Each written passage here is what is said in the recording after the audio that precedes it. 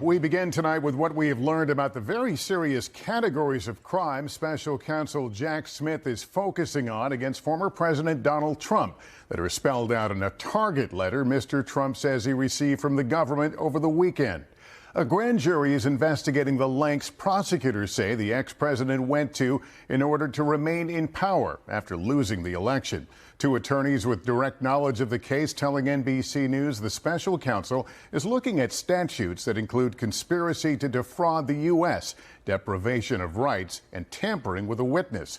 We'll get a legal breakdown as to all that in a moment, but after first jumping ahead of prosecutors by breaking the news he was a target, Mr. Trump continuing to try and control the message with his mantra that the case is a disgrace and the work of a deranged prosecutor.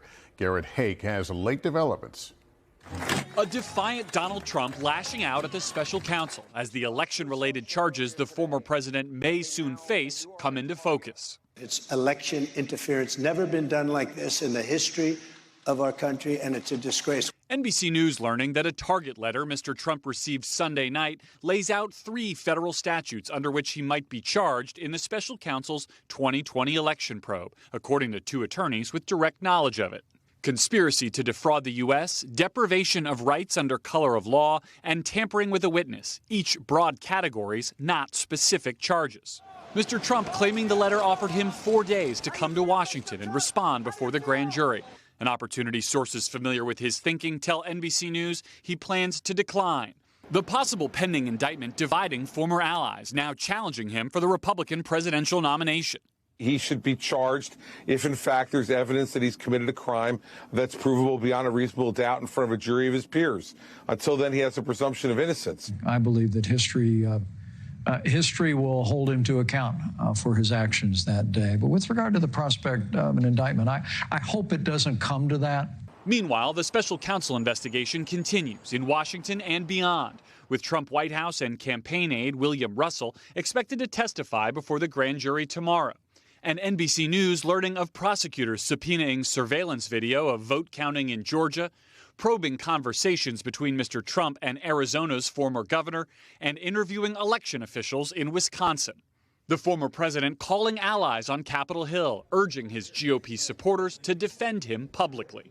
I spoke with him yesterday, and this is yet another example of the illegal weaponization of the Department of Justice to go after Joe Biden's top political opponent. I don't see how he could be found criminally responsible. He did not charge it. Well, what criminal activity did he do? He told people to be peaceful. And Garrett, this all playing out as the former president suffered another legal setback today. What can you tell us? That's right, Lester. A federal judge denied Mr. Trump's effort to move his hush money payment trial into a federal court. The judge ruling that the alleged crimes had nothing to do with his job as president and that the case belongs in state court, where it's slated to go to trial in March. Lester? All right, Garrett, thank you. Senior legal correspondent Laura Jarrett joins me now. Back to what we learned today about these statutes. Does this kind of lay out a roadmap of where we go from here? Exactly, Lester. All along, we've been focused on the former president's efforts to block the certification of the election on January 6th. But we now know there's also a federal civil rights crime mentioned in that target letter Mr. Trump received. It's the one about depriving someone of their constitutional rights. That's curious because it's typically a crime that's used in police misconduct cases. So just whose rights do prosecutors think Mr. Trump allegedly violated and how?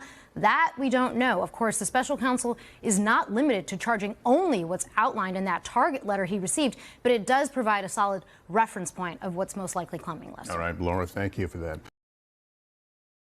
Thanks for watching our YouTube channel. Follow today's top stories and breaking news by downloading the NBC News app.